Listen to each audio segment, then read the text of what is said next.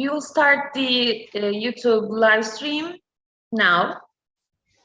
So we're on live on YouTube right now. So my name is Hilal Alkan. I will be the presenter today, and I would like to start introducing the conference and our guest. Good afternoon, honored guests. It's a true pleasure for me to welcome you all to Geoeconomics and Power Politics in 21st Century. This conference is organized in cooperation with the Department of Political Science and International Relations and SOSYOPARK Research Group of Innovative Approaches to International Relations. First, I would like to introduce our speaker, Dr. Mikael WIGELL, a research director at the Finnish Institute of International Affairs and adjunct professor in international political economy at the University of Tampere. His important works on geoeconomics, hybrid threats, and political economy of development has appeared in academic journals such as International Affairs and World Development. It is an honor for us to have him here today. First of all, thank you very much for accepting our invitation. Welcome, Dr. WIGELL. To begin our conference, I yield the floor to our head of department, Professor Dr. Mehmet Akif Okur, for him to deliver his opening speech. Thank you. Thank you, Hilal. I just want to thank both Dr. WIGELL and you as a team. This is the first conference of a series on geoeconomics, the role of geoeconomics to understand today's increasingly volatile international relations. Unfortunately, or maybe for some people may enjoy it, but I think unfortunately we live in an age of turmoil. So the spirit of our times demands from us more theoretical and conceptual studies to understand this significant moment of change.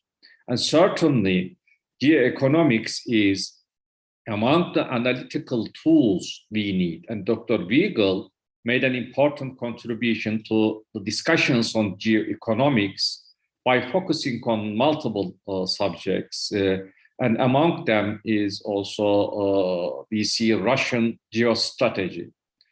After Russia annexed Crimea, he argued that the priority given to geopolitics was detrimental to Russia's geoeconomic strategies. In the light of recent developments, we have other issues waiting to be addressed about the successful use of geoeconomic strategies. Although Europe has begun to question Russian intentions after Crimea, many European countries have not taken significant measures to change their dependence on Russian energy. Only after the recent invasion, the West is showing stronger reflexes and using both geoeconomic and geopolitical instruments, sanctions against Russia and military support to Ukraine. So, do we need to revise the argument about the combined use of geopolitical and geoeconomic tools at the same time? In every context, does the overt use of the former weaken the second, or it depends on the context? And what are the differences between the Russian mixture of geopolitical and geoeconomic strategies and the Western mixture of those? I mean, we have new questions in our minds about competing geostrategies stemming from current global affairs. And luckily, Dr. WIGELL is here, and we have an excellent opportunity to discuss these matters. Thank you again, Dr. WIGELL. The floor is yours. Thank you so much. Thank you so much, Professor. Thank you to the whole working group. It's a real pleasure to address this conference, and I think indeed, as you very well underlined, I think these are really topical issues, and the interplay between geoeconomics and geopolitics is really something that is on, I suppose, on very many minds right now, and I think it's something that I will try to outline a bit here in my remarks as well. But I'll try to share my screen here. I've prepared a few slides for us to Now it seems I can't share my screen with you for some reason. Let's see. It functioned when I tested it here before. Let's see now.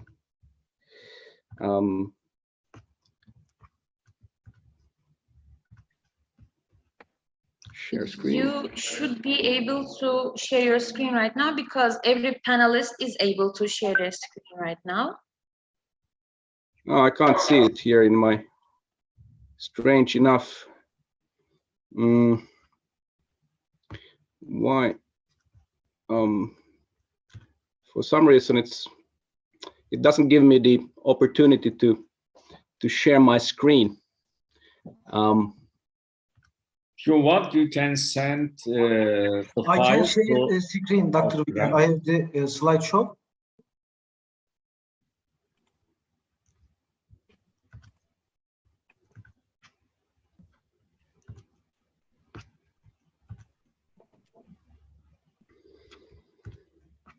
Yeah, if you can, Dr. Shahin, if you could share your screen, then you've got my PowerPoint, because for some reason it really doesn't give me the opportunity. I'm sharing right now.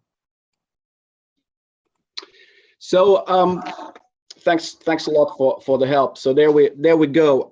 I've titled this Geoeconomics and Power Politics in the 21st Century. My remarks here, and it really, as you all know, I mean, in geoeconomics has become a very topical topic these days. When I first set up our research initiative on geoeconomics some 8-9 years ago, a few people had even heard about the term at the time, and there was indeed not that much research on geoeconomics and the strategic uses of economic power. There was, of course, had been a lot of research on sanctions, but the use of sanctions is only a part of geoeconomics, as I will come back to.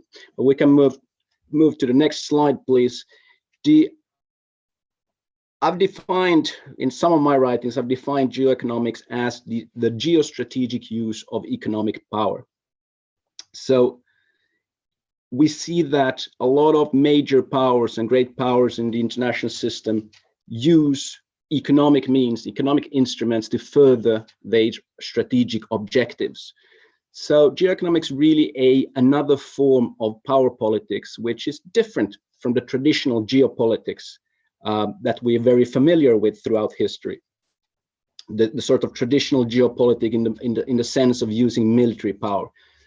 Geoeconomics is the sort of strategic use of economic power and how great powers go about furthering their objectives, very much political and strategic objectives, through economic means. So geoeconomics is not foremost about really trying to drive welfare goals. It's really about strategy, at least in my mind, how I see it. And geoeconomics, as with geopolitics, it's really both a strategic behavior, a strategic practice that especially major powers use, but it's also an analytical framework.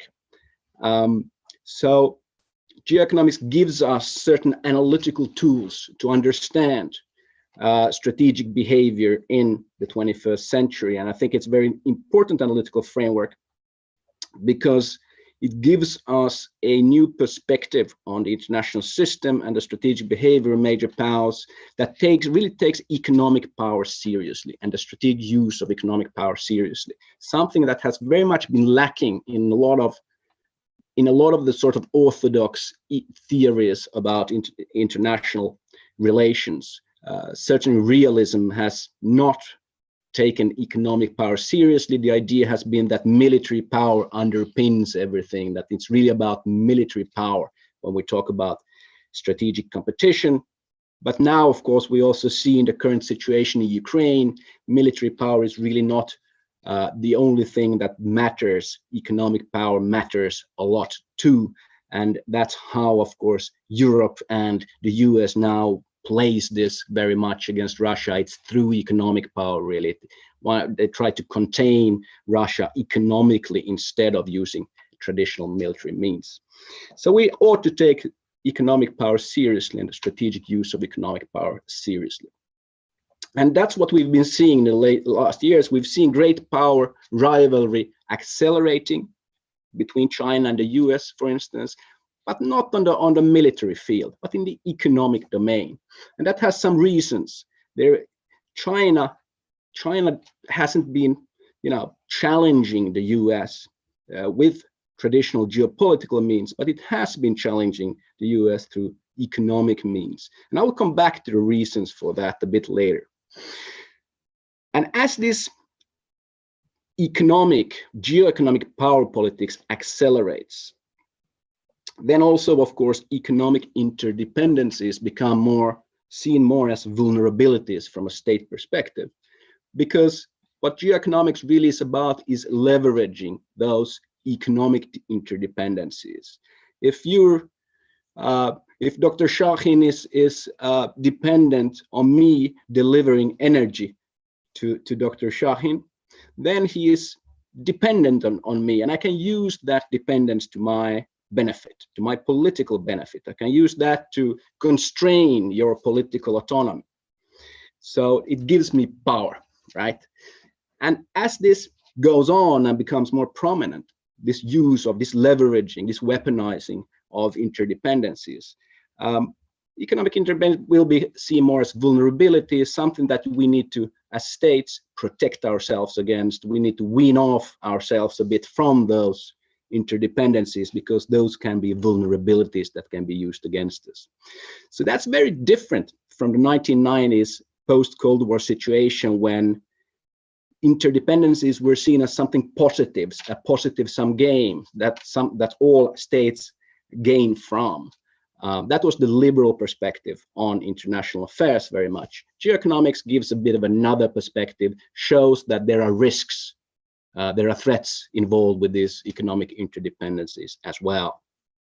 And as these interdependencies are seen as vulnerabilities, states will then start to gear up for this geoeconomic power politics by new means of economic intervention. And that's what we see. We've seen in recent years new economic instruments being innovated in order to be able to play this geoeconomic power politics better or protect oneself from it. So what we really are seeing today is the intertwining of the intermeshing of economic and security policies. Economic policy is more and more made with security concerns in mind, and vice versa to some extent as well. And that really puts pressure, of course, on the sort of liberal norms and rules that has governed the global economy, and not even only the global economy, but the whole international system for the whole post-Cold War period. We see the WTO frozen. We see less economic cooperation, less diplomatic cooperation in general in the international system, because this sort of intermeshing of economics and security thinking is really putting pressure on that. We can take next slide, please. So why this rise of geoeconomics then in recent years? And here I have tried to kind of come up with a certain graph that would explain a bit why we see great powers and major powers using more and more geoeconomics instead of traditional geopolitics as before. And I come up with two sort of reasons for this. The first, if we take a longer historical perspective on this, is nuclear weapons. The fact that more and more actors in the international system have nuclear weapons raises the threshold for war, raises the threshold for using military geopolitics, because it's so dangerous, right? We know that nuclear powers don't go to war with each other because there's the risk of mutual destruction. So geopolitics is less of a useful means in a nuclear age, but it doesn't raise the threshold for using economic means for influence. So that's one explanation why we've seen less of the use of traditional geopolitics and more geoeconomics. The other, and perhaps even more important reason, is what I call asymmetric interdependence, which is really a combination of two factors. So on the x-axis here we have interdependence. The more interdependent the economic system, the international system becomes, the international structure, the more interdependent it becomes, the further up the threshold for war becomes, because if we're dependent on each other for critical material, for critical trade and goods and capital and all that, we have less of an incentive to go to war together. We have to sort of refrain from destroying another, because if I'm dependent on Dr. Shahin providing something vital to me, you know, I shouldn't, you know, go and try to destruct him. That's not in my benefit either. The other, on the y-axis, we have asymmetry. So when the Soviet Union broke down, the US became the sole hegemon in the international system. And the US became so more powerful than anybody else in the system that nobody would dare to challenge the US militarily. And that also goes for certain regional powers, that if there's a lot of asymmetry, that there's one actor which is so more powerful than everybody else, especially militarily, that will sort of raise the threshold for using traditional geopolitics, because one, you know, it's too risky in a way. So both the challengers won't be able to challenge geopolitically the hegemon, but also the hegemon doesn't need to use so much geopolitics, doesn't need to use military means to influence others, because it can do that through economic means, because the others are dependent on it. So I would say that this combination of asymmetry and interdependence in the international system that we saw very much after the Cold War have kind of led to a more use of geoeconomics. But that's not necessarily a condition that will go on forever. We might be in for a system change right now, actually, going on, where we see less and less interdependence, more symmetry instead of asymmetry. With China's rise, we have more of an asymmetrical situation between the US and China, for instance. We have less of interdependence between them, because we have this decoupling trend that has been going on for a few years. So we might actually be moving back to an international structure where the propensity to use traditional geopolitics again rises, becomes more prominent. And we can actually feel that, I think, a bit, that it has become more of a risk now, that we might be going back to sort of see a return of geopolitics, in fact, more now.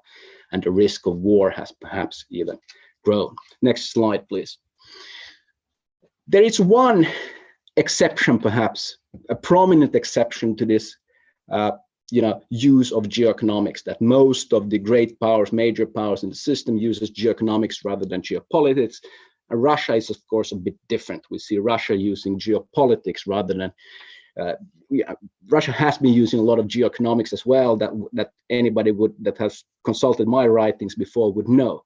But certainly since 2014, even going back to 2008 and the Georgia War, we see Russia turning to more traditional geopolitical means more and more. And that has certain very logical explanation, I would say. Russia is economically quite weak, and Russia has not been able to compete on the geoeconomic game board, let's say.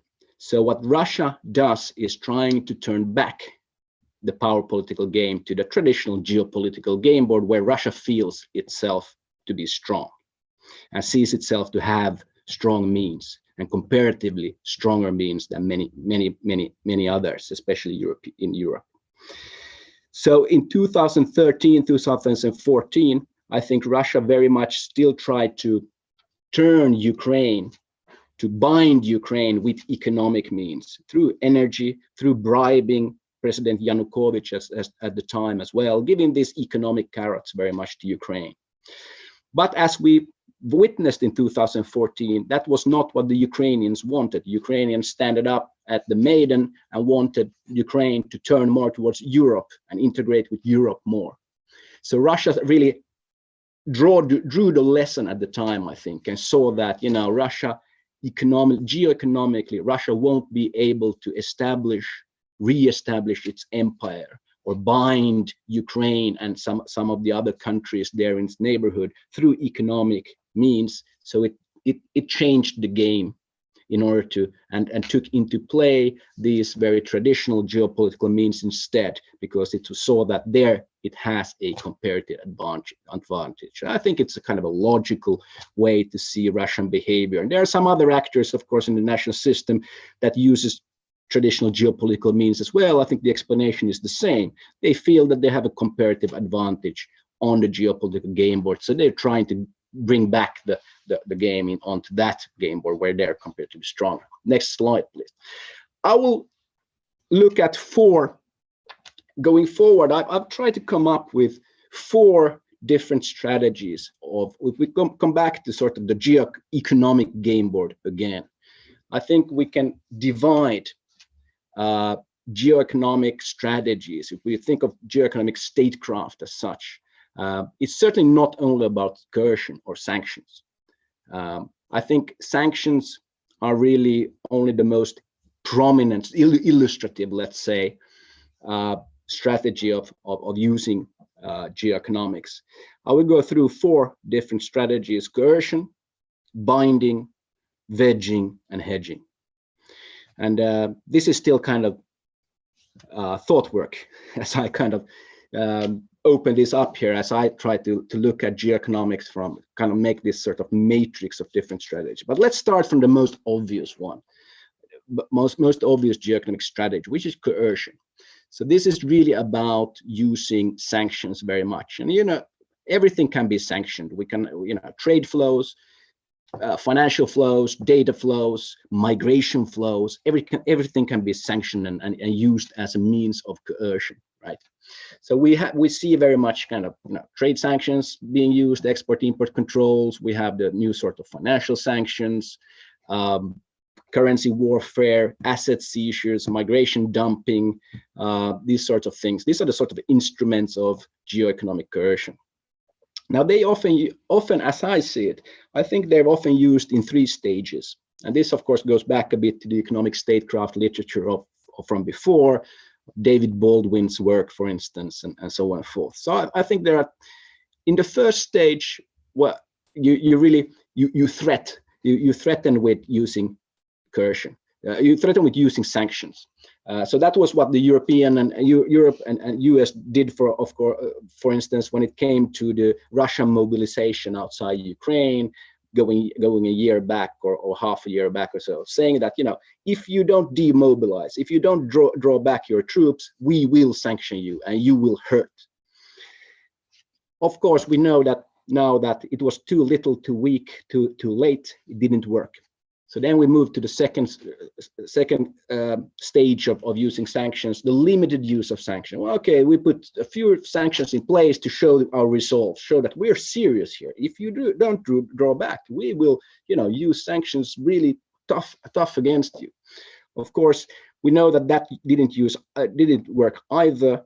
And it's often the case when one goes back into the sanctions literature, I think we find that sanctions actually work best in the threat stage, and seldom in the second limited use stage. And then they might work quite well actually in the third stage, in the what I call the economic warfare stage. But then actually the aim changes somewhat.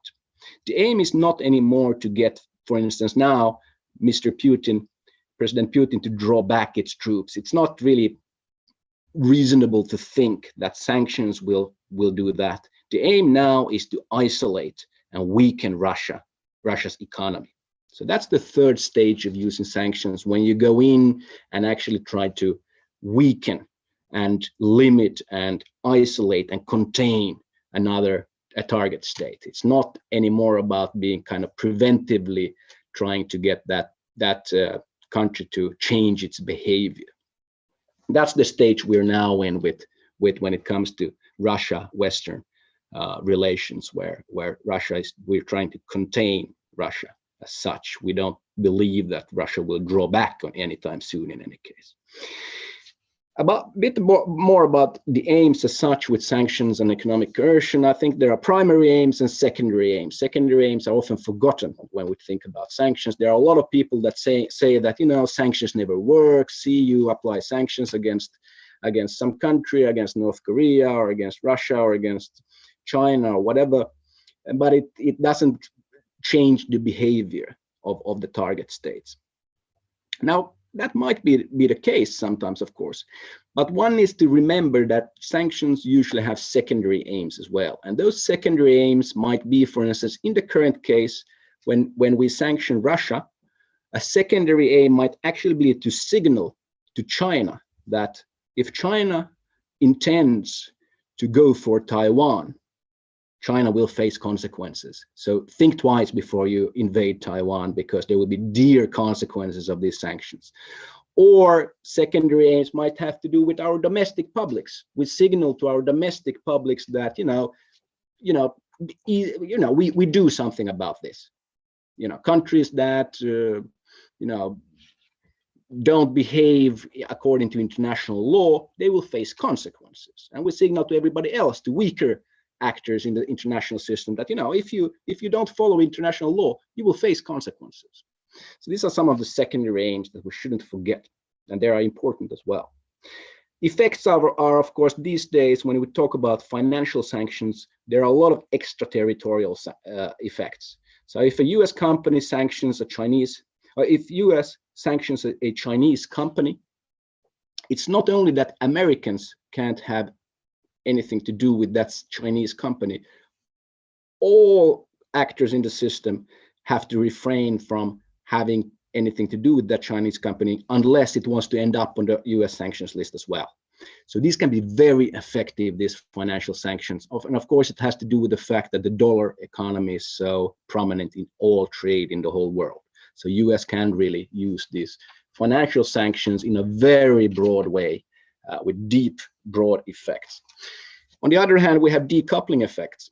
If the US uses a lot of financial sanctions, a lot of states and actors in the national system will become concerned to become a target of these sanctions, and will perhaps start to decouple somewhat from the US economy, starts to develop these alternative institutions and organizations so as not to be so vulnerable to sanctions, right? So we have sort of decoupling effects if you overstretch your use of economic coercion power.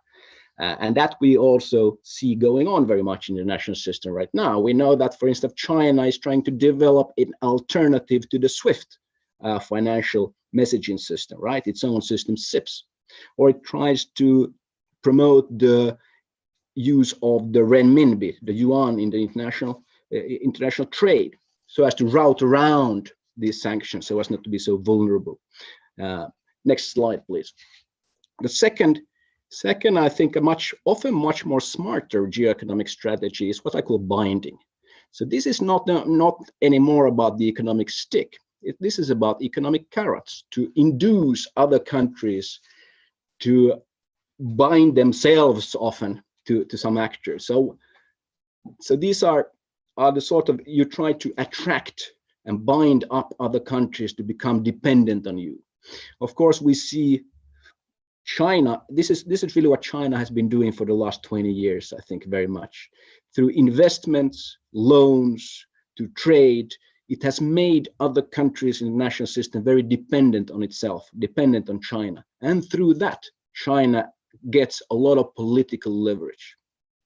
So if we look at Africa or even South America these days, there are countries that are very dependent on China these days, and we see that in international organizations that they've kind of tuned down their critique of China then, and they started to act according with Chinese interest very often, because they are in a bind, so to say, bound up with the Chinese system. So China has been very smartly actually developing a sort of hub and spoke system, where these spokes are it's sort of new alliances, which has gone under the radar, so to speak, because it hasn't really elevated any threat perceptions. It hasn't raised any threat perceptions in the Western countries. Western countries, Europe and US, have often seen, oh, well, this is about business, nothing to worry about, it's good for everybody, but not really seen that there are deep strategic objectives underneath here, and that China really it kind of creates an alternative hub and spoke system to the US one and the European one. And there are different means, of course, different carrots you can use in order to bind other actors, and there are, of course, also means that you can do to go inside another country and affect another country from there with sort of different economic carrots. Next slide, please. The third strategy that I've been writing quite a lot of myself is what I call wedging. So here you use both economic sticks and carrots. You manipulate, for instance, energy export prices and energy export agreements selectively. You give some good contracts to certain actors and you give bad contracts to others, and then they have very diverging interests. Their unity starts to crack down, and that's really the idea with wedging strategies. I've written a lot on energy, on Russia's use of its energy exports to Europe, and the way Russia has been able to manipulate those energy exports in order to drive these wedges into Europe and the European Union especially, so that the European Union has had very difficulties in uniting behind a common Russia policy, or even get together the EU energy union, because they have different interests herein. Some countries have enjoyed very lucrative, favorable energy contracts with Russia, and then have an interest in going in sort of taking Russia's position very much, whether others have had an interest in not taking Russia's position and have a very different interest from, let's say, Germany with its special relationship with Russia, and so on. So this has been a very effective wedge strategy in Europe that Russia has been using. And this can, of course, be done in various ways, also through corruption, which is an old mafia method where you use kind of sticks and carrots to drive these wedges and keep the others disunited. So this is an effective means of alliance statecraft, where you try to disunite other alliances. Next slide, please. So the last strategy that I kind of think of when I think of geoeconomic statecraft is what I call hedging. And this is really a defensive strategy. So the first three I was speaking about, the coercion, binding, and wedging, those are offensive strategies where you kind of try to offensively go about this geoeconomic power politics. Hedging is a defensive one, where you try to protect yourself against coercion, binding, and wedging. So here it becomes important then to see to it that you're not becoming too dependent on another state actor international system, right? So you need to develop you need to diversify your economic networks. You have to take care of your supply security, so that you're not your supply of energies, let's say, is not dependent on only one actor, that it's more diversified, that you have different sources from where to source your critical material, critical goods, critical capital. You have to perhaps have a certain amount of self-sufficiency. So all the sort of, during the COVID-19 pandemic, we also, of course, saw this to be very important. Also in that sort of crisis situation, the sort of hedging your bets, that you're not putting all your eggs in one basket, so to speak. And this hedging we see taking place now also through a lot of new economic instruments that are being developed in Europe and in many places which are more or less protectionist, somewhat a bit protectionist measures being developed now so as to wean states off their too much dependence on external actors. So what we're really seeing today, and next slide please, is really a sort of transition from, especially in Europe and US, I think, from a sort of market capitalist model to a strategic capitalist model. And let me open up this a bit. And this is, again, these are thoughts that are scattered. I haven't really publicized these yet, but this is sort of thinking the workings still.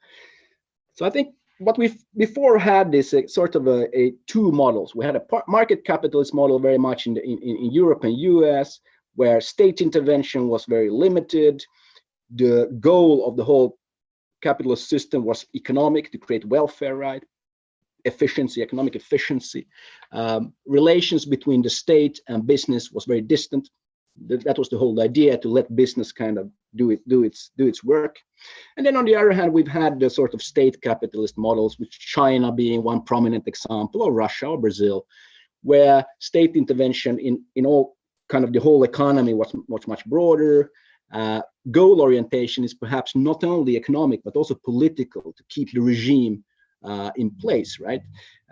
To accomplish domestic political goals through this state intervention, and where state-corporate relations was very close.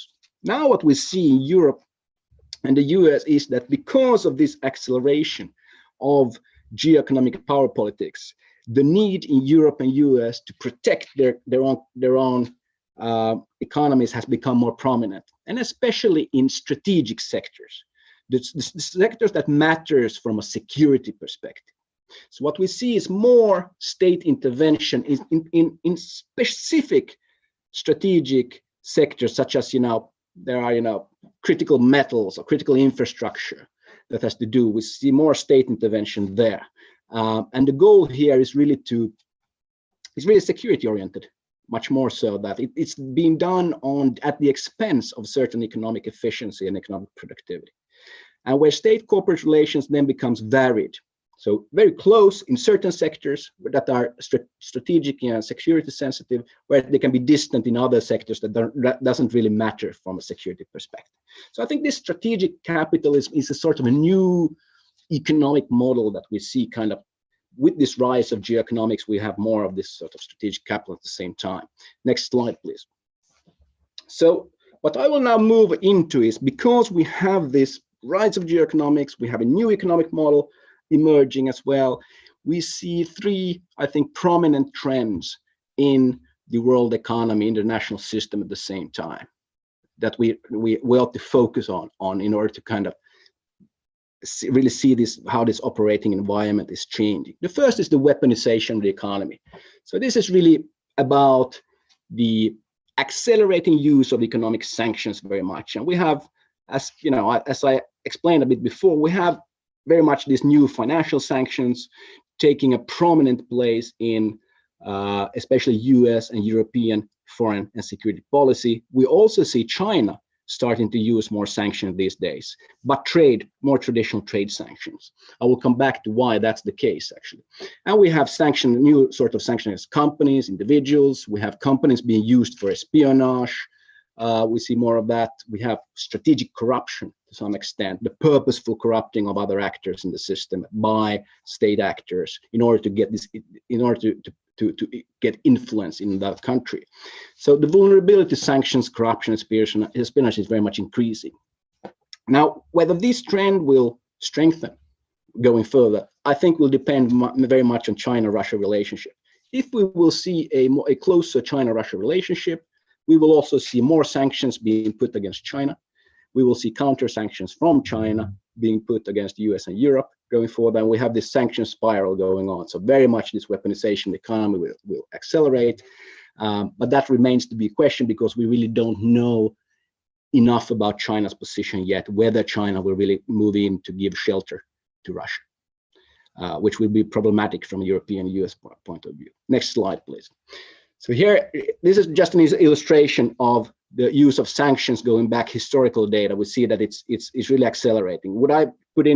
If I would put in 2020 and 2021 there, we would see enormous acceleration even there. Next slide, please. And what this really is about, the use of sanctions, is that the top curve there is financial sanctions. We don't see that much of an increase in trade sanctions, but it's really financial sanctions that drives this accelerating use of sanctions in the international system today. Next slide, please.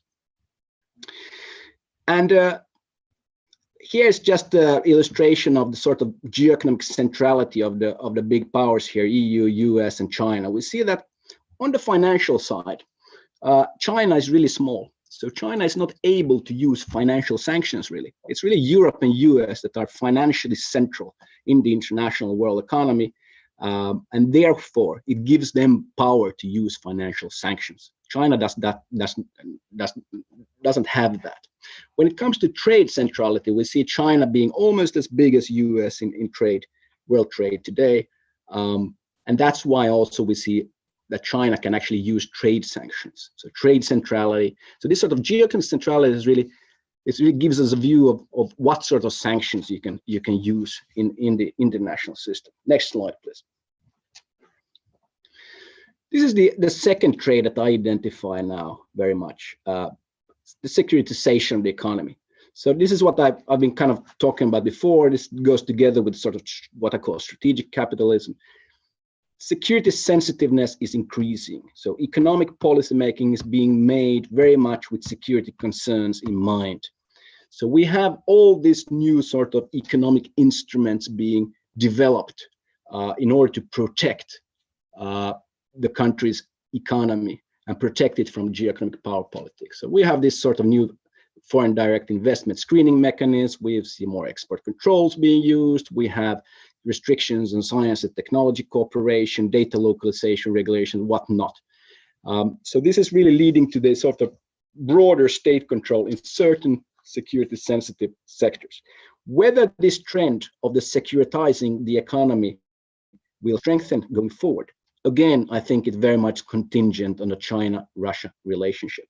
If China moves in to give shelter and partner up very strongly with Russia, we will see more, first of all, sanctions against China being used, counter sanctions, and then also the need for securitizing national economies will grow. So we will have more of a securitization of the economy going on. We will have more of a block between the China-Russia block and then this sort of US-Europe block, where then Indonesia, India, Turkey, Brazil ends up in this more block world, multipolar world.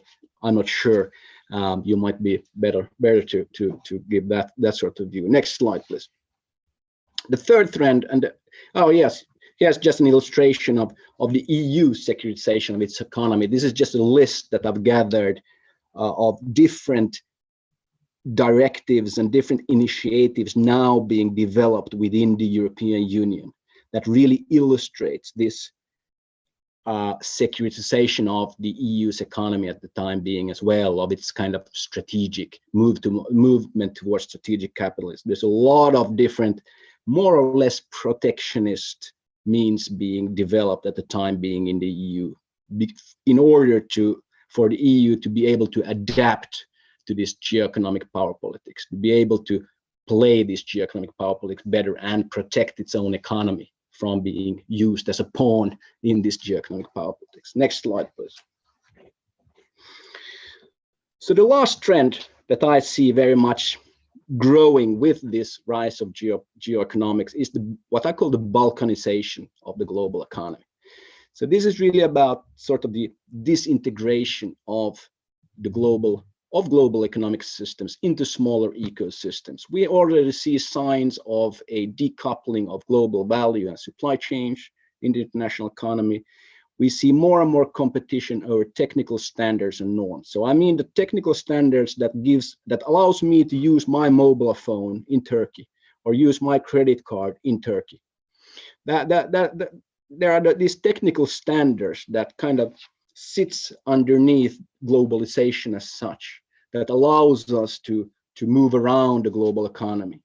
And there are more and more competition over these standards. Now we see China very much moving into the global standard setting regimes, and there is more competition over those standards. So that they might start to fall apart, so that I can't use my credit card in China anymore going forward.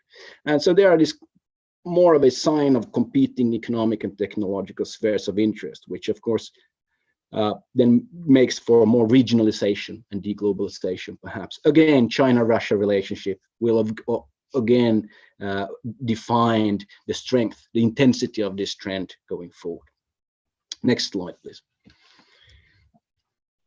So what we're kind of looking at these three trends, we're really looking at whether this sort of Cold War that will go global. It's clear that Russia now faces economic isolation, economic collapse, but the question is whether this Cold War really goes global, whether there will be a new bloc formed between China and Russia. Or will China take a more neutral position, which will then end up isolating Russia completely, and the sort of Cold War will be more manageable regional one in Europe between Russia and the West. That's still up for grabs. Next slide, please. But what it's clear, I think, or at least it looks like now, going back to the sort of explanation I had for the rise of geoeconomics, is that if we think of this asymmetric interdependent structure of the international system that we saw coming to being in the post-Cold War period, with more interdependence, more asymmetry in the system, now it seems clear that we're moving towards a structure with less interdependence, less asymmetry. And that also then brings out the question whether we will see a more of a propensity to use traditional geopolitics. We might start to go back into the international system towards a more symmetrical, less interdependent situation. And according to my theory here, then we will also see sort of going back to, geopolitics will come into play much more alongside geoeconomics at the same time. And that also brings us back, of course, to the original professors laying out of sort of geopolitics and geoeconomics being used simultaneously, right? And that's, I think, what we're seeing already some signs on. We see more of a militarization in world politics today, at least some tentative signs of that, and that, I think, is at not confirmation, but it gives some evidence to that this sort of graph here might actually be saying something about how this thing goes. So we kind of end up with a sort of a bit of a cyclical pattern, right, in the national system. So what I'm trying to lay out here is a theory that it's not static, it's dynamic, that takes into consideration what the sort of the big structural changes in the system and how that affects the strategic behavior of major powers, and not locking ourselves into just one sort of geoeconomic framework or geopolitical framework. This sort of allows for the fluctuation in here when you think of it from the international systemic point of view. Next slide, please. We might, yes. So that was actually where I thought of perhaps coming to an end. It should give us a bit of time to have a bit of a discussion, and I'm really looking forward to any comments and that you would have, and I'd be delighted to discuss this with you further. Thanks. Thank you, Dr. WIGELL, for this highly informative and beautiful presentation. And now we will entertain questions from the honored participants. If there are any, you can state that you want to ask question, and you can use your voice to ask question, or you can write your questions in the chat below. I think I have a question for Dr. WIGELL. First of all, thank you for your presentation. It's a fruitful speech. I learned too much things, and I think our guests too. Actually, your research results before publication, right now, I am very happy to see them. Geoeconomics is a field of study that does not receive the attention it deserves. I think this situation is changing thanks to you and researchers like you. As I studied geoeconomics, I saw that, in fact, the concept of geoeconomics has a more functional capacity to explain current international politics than the other concepts on the subject. However, as you explained in your studies, the analytical level of geoeconomics is not sufficient and needs to be improved. Your works and your presentation show us it's rising. You answered my question some part, but I want to learn much. For this reason, I will ask this question. As you showed us in your article entitled Unclear and Present Danger, during the Putin era, Russia used geoeconomics for gain influence with two exceptions, Russian-Georgian War and the annexation and invade of Crimea. Because of the Russian-based strategy, Europe couldn't build collective policy toward Russia. However, with the Ukrainian invade, Russia lost influence near abroad and around the world, and Europe started to create collective policy toward Russia. I wonder why Russia chose this policy. What is your opinion about Ukrainian invade with the context of the European collective policy toward Russia?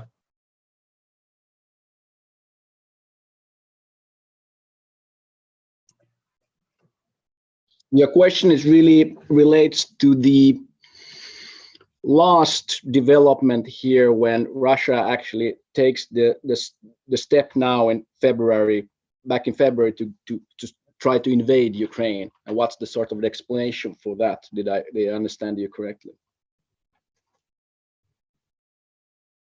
Sorry, my speaker is not working right now. No, I was thinking whether the question really is about the sort of really last developments here when Russia decides to invade Ukraine in February, and what sort of drove Russia to make that move in February, right? Yeah. Yeah. So I think, as I kind of explained in my presentation a bit, was the situation in 2013-14. Up until that, the invasion of Crimea, I think Russia still thought that it can economically try to bind Central Asian countries to itself. I mean, there was the Eurasian Economic Union effort by Russia. That was clearly an effort to try to geoeconomically bind certain countries in its neighborhood to itself. That really didn't work out quite very well because Russia didn't have enough economic carrots to offer. So it certainly didn't play out well with Ukraine, who saw that EU is much more of a stronger economic actor, that Ukraine can get much more benefits out of EU than from Russia. Russia indeed made a late attempt to bribe President Yanukovych in 2014, and through that kind of bind Ukraine to itself, but it didn't quite, it didn't play out well. You have the protest movement then at Maidan, and the people of Ukraine not really wanting to bind itself to Russia, and so Russia kind of changed its game at the time. At the same time, Russia saw that if it's to change its game and really become a strong geopolitical player, and it needs to modernize its military. So that's why kind of Russia doesn't move in completely at that stage, I think, because Russia wasn't prepared for it, and President Putin knew that it's not prepared militarily to take that step yet. So it needed to start. It had started its military modernization already after the Georgia War in 2008, but that was still very much not in place in 2014. Coming up to 2020, 2021, 22, Russia thought that if its military modernization was in place, it had good results from Syria. Its military intervention in Syria was seen as having been very effective. So I think in Kremlin, the thought was that now we're militarily ready. We're militarily very, very strong. On the other hand, I also think that Kremlin saw that where the world is moving is that oil and gas will become less an important source of economic power. So something needs to be done. And it needs to be done relatively fast, because otherwise Ukraine can become stronger, and Ukraine's own military modernization can become a problem for Russia, and so on and forth. And Ukraine's kind of more integrating with Europe. This needs to be kind of stopped in time, right? So I think Russia saw its moment very much during the last year, that now it needs to move and it needs to change this. Of course, now we know, and also Kremlin, I hope, knows to some extent, that the military power of Russia wasn't as strong as it thought. It hasn't accomplished its goals, and it hadn't really been prepared for the sort of geoeconomic containment that Europe and US got together. I mean, there has been some extraordinary geoeconomic measures taken. I mean, the freezing of central bank assets. That's heavy. That's really a heavy coercion, and it's destroying Russia's economy basically. I think we are looking at a Russian economy going 30 years backwards. Russia will not be able to get technology from anywhere. That will affect Russia's military as well, because Russia will not be able to modernize and keep up its military power without Western technology, in fact, because there are a lot of technological components that Russia needs for its military upgrading as well. And of course, the brain drain that we see from Russia.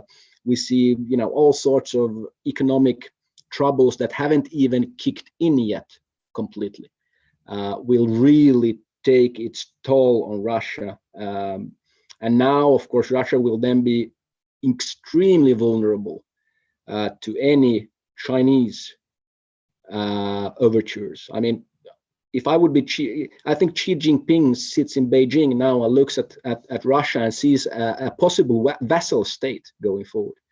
Russia is not able to export and keep up economic cooperation with any Western countries. China is in a position now to really move in and offer economic shelter and diplomatic shelter. But that will play out so that Russia will become heavily dependent on China. And China gets a lot of control over not only over Russian raw material assets, but politics. I mean, so this is really a huge mistake, a huge strategic mistake, I think, by the Kremlin and by President Putin. A miscalculation, I say. Thank you very much, Dr. WIGELL. Now, I see that there's some questions in the chat. I could, or is there a hand up? Perhaps we go with that.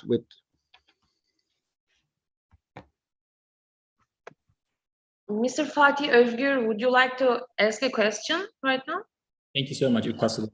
My question is about China and the ideal typical taxonomy in your famous article, Dr. WIGELL, published in 2015. If possible, I have a question to ask you about China and this taxonomy.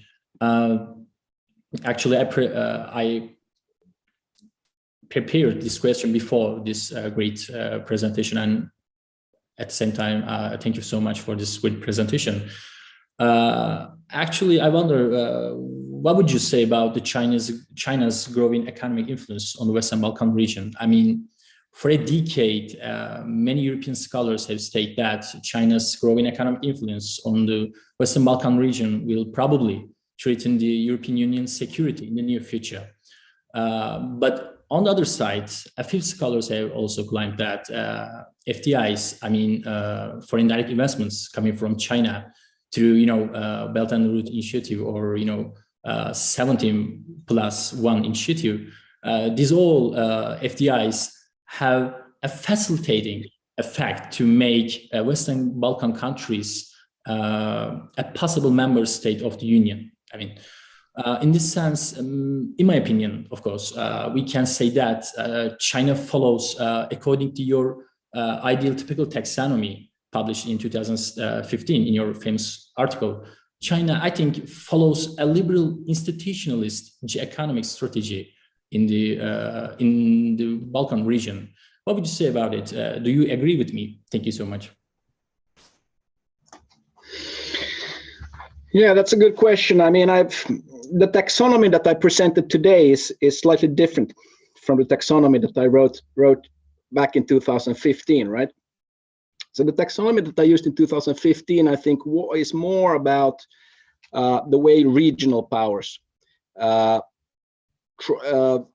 affect their own region and how the strategic behavior of regional powers in their own region, where often the idea is to, the sort of case I used for liberal institutions was Germany, which has had very much economic goals for its geoeconomic strategy in Europe, right? It has not been about politics. It has not been about driving, very hard strategic objectives. It's really a bit about economics and economic welfare and creating this stable economic environment for Germany, its own neighborhood.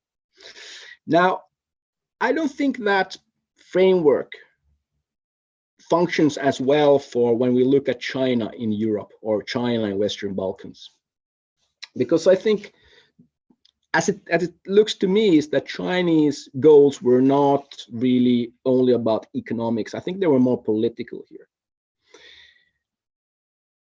I think the way we see China being using investments in these regions are investments that comes with great risk that may not pay off economically, actually. And so the question becomes, well, why does it invest so much if it doesn't pay off very much economically? So there must be some more political objectives behind, right? So I see it sort of China's, the 17+1 framework, for instance, more in the framework of either a binding strategy or a wedging strategy. Because what it's really been about, I think, the 70+1 format has been seen as very problematic from Brussels, from the viewpoint of the European Union, because it really drives a bit of a, it makes these countries more dependent on China. And we've also seen that then these countries that were in the 17+1 framework took a very kind of China-friendly stance in many policy debates that were going on in Brussels. And the EU Commission saw that as a problem, that it was creating a disunity when it comes to China policy, and disunity when it came to a lot of economic initiatives going on within Europe. And of course, China knows this. So the question then becomes, is it really a wedge strategy even that China was attempting to kind of weaken the European unity to some extent and bind these countries to its own a bit? You know, in going forward, it may have come with certain economic benefits for China as well, you know, changing this strategic geography, going, you know, infrastructure going back more to China, so on and forth, right? But at least in the short term, I think there was quite sensible evidence showing that it wasn't really paying off economically for China, that there was some other, but there are, you know, conflicting evidence, conflicting views are really on that. So but now, of course, I think with the Huawei case and a lot of, you know, what is going on in Europe during the past 3 or 4 years, China has become seen more of as a threat, very much, because people in Europe has started to react to the way China has been conducting itself, that it's more offensive, that it's using economic means in a more offensive sense to drive its political strategic objectives. So I think the 17+1 format is really not intact anymore. Those countries are not involved to the same extent as they were before. So it's not working out as well for China anymore, that strategy. It's much more difficult for China now to drive its either economic or political objectives in Europe, because Europe is much more seeing China as more of a threat these days.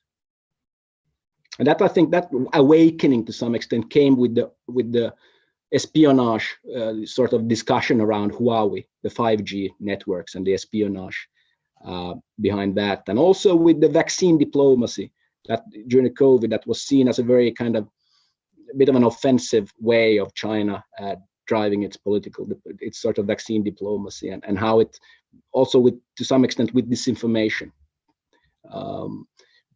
you know, giving the narrative that Europe couldn't kind of govern its own affairs and so on. So there's a different perception of China these days in Europe, I think, which makes it more difficult for China to actually use geoeconomics. It doesn't go under the radar anymore, in a way. Right?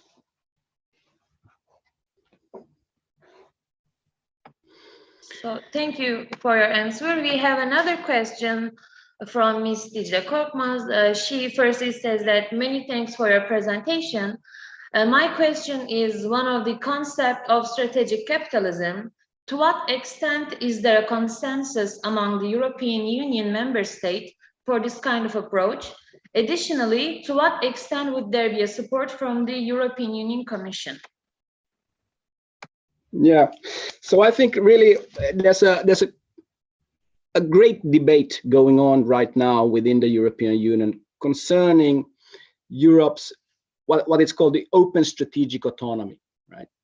So, and the open strategic autonomy started off as a very much within the realm of defense policy and security policy, but now it's very much economic policy and economic instruments and economic directives that are being discussed within this framework of developing Europe's strategic autonomy. And this has, in my mind, very much to do with strategic capitalism in the sense that certainly what is thought of within this framework is to become more security sensitive in the European Union's economic policy making. And there was this list I showed with all sorts of different new initiatives according to which the European Union tries to protect itself from geoeconomic power politics and shore up its own kind of strategic capitalism, if you will. And there is this debate right now between what we could call more those of more liberal inclinations and those of more state interventionist inclination. The dividing line more or less goes between North and South Europe, right? So we have the camp with France wanting to see more state interventionism and wanting to for this list of measures that I showed, trying to give them the state even more of a role in developing those initiatives. Whereas in Northern Europe, you know, the Nordic countries, the Baltic countries, Holland, Germany to some extent wants to for this economic policy making to still be more of a market-friendly framework. So more on the side of, let's say, between market capitalism and strategic capitalism, where we have Southern Europe perhaps leaning towards a balance between strategic capitalism and perhaps even sort of state capitalism. So where this will sit, where it eventually will come down for Europe, we don't know yet. And it will come down a bit differently if we look at different sectors or different policy means. But this is very much a debate that is ongoing now, a bit of a struggle even between different actors within the European Union, right? Okay, thank you for your answer. The last question that we will entertain is from Ms. Reyhan Atmaca. She says, thank you for all the valuable information you shared with us. What do you think about the effect of Brexit on Germany's geoeconomic policy? Well, I think Germany and Britain were surprisingly aligned within the European Union when it came to a lot of questions, in fact, considering their history, where there's been a lot of animosity. I think they were very much aligned around a lot of things while Britain was in the European Union. Certainly they were very much for free trade. They were aligned in very much in economic policy making as such. So in a way, Germany has lost, and within the economic field at least, has lost a partner with Brexit, and which makes Germany slightly more alone, and perhaps slightly less able to drive its own geoeconomic policy within the European Union. Right, and if we think about how Germany conducted itself in the aftermath of the financial crisis in 2008, it really putting a hard line, using markets to really discipline in a way Greece and Spain and Italy and so on and so forth.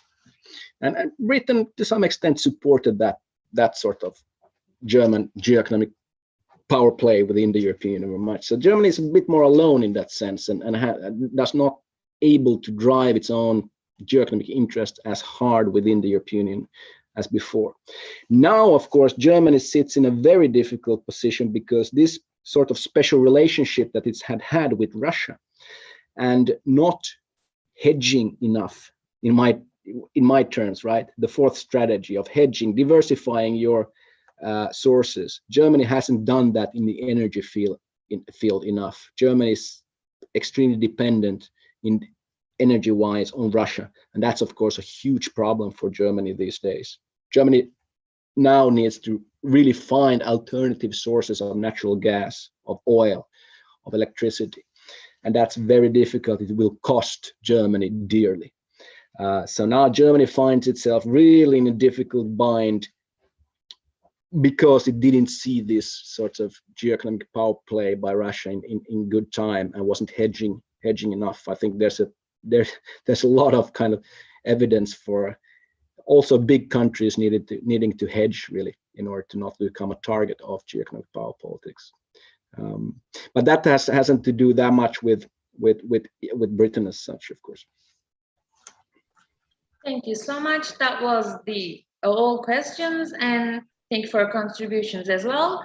And finally, I will once again yield the floor to Professor Dr. Mehmet Akif Okur for him to deliver the closing speech. Thank you, Hilal. Thank you, Dr. WIGELL, and thank you all of you for your great questions and contributions. But before closing this session, I want to add 2 points, and if possible, I want to take your comments on Russian actions. The first one is that while speaking on the terms of geoeconomics, we are assuming that the actors just want to be connected. So by disconnecting them, the powerful actor sanctioning it by isolating it. But let's imagine a kind of elite trying to design their own country by isolating from international system because of some ideological reasons, and trying to or build or have a plan for building a world outside of the liberal system, as was the case for example, during the years of Soviet Union. I do not say that the material basis exists for such a kind of project, but if such a kind of thing is real, then maybe the elite, the Russian elite or some part of it, is looking sanctions as a kind of leverage, playing their hands to redesign Russia and the Russian politics and the internal system, because all liberal elites of Russian liberal elites will be disaffected after all those conflicts. What's your comments? Do you think that is there such a kind of possibility?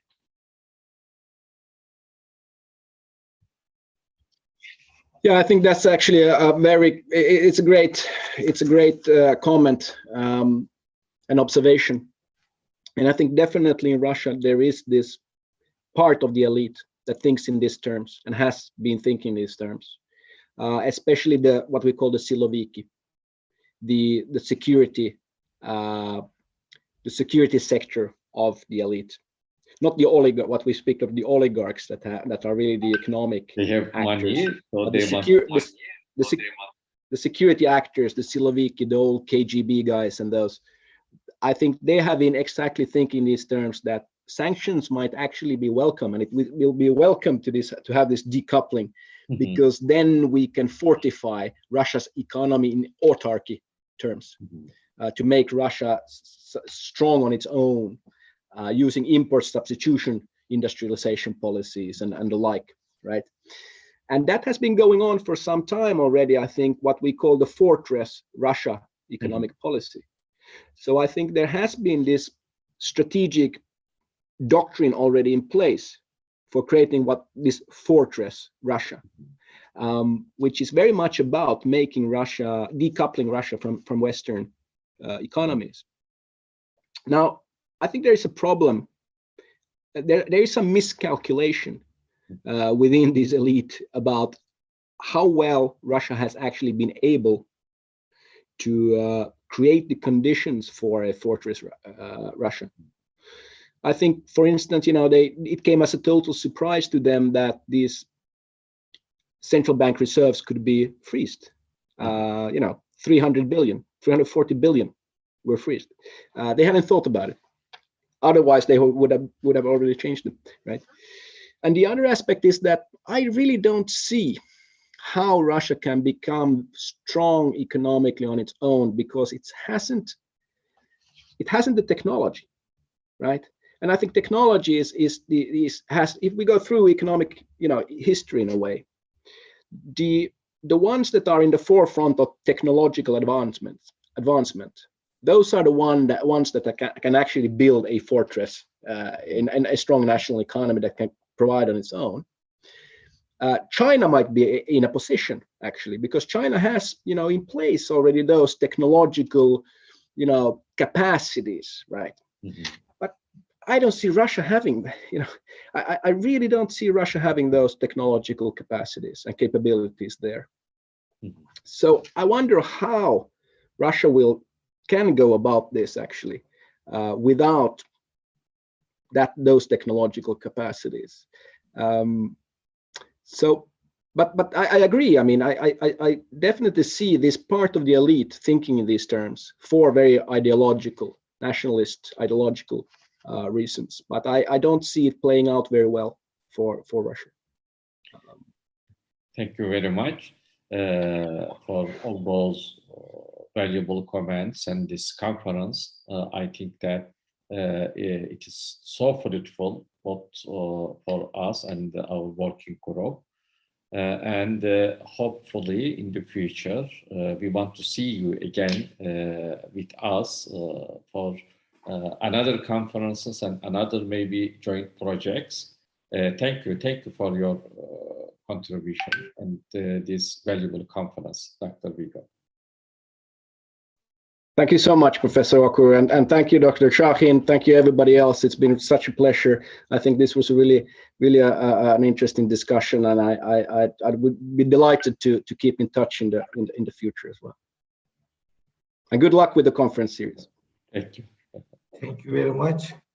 Thank you so much. Our conference is officially ended. If you'll excuse me, I will end the Zoom session.